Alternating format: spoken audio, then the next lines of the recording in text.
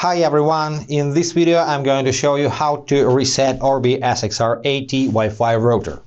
And there is only one way how you can do it, and this is just the physical reset button. You need to face your router's back panel and find the reset button right above the power indicator. And what you need is grab a pin or another tool like this and press and hold this button until you see blinking amber indicator.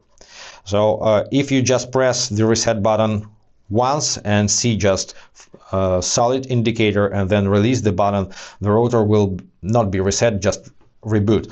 But you need to press and hold and see the blinking indicator. That's it.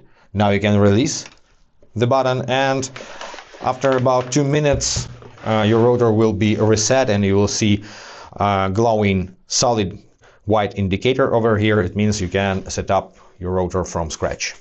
And there is no sense to try to set up the router until the indicator is flashing, because it still doesn't broadcast the Wi-Fi network, so you need to wait for the solid indicator. And that's pretty it, guys. I hope this was helpful. If yes, consider to subscribe to our channel, hit the like button, and be awesome. Bye.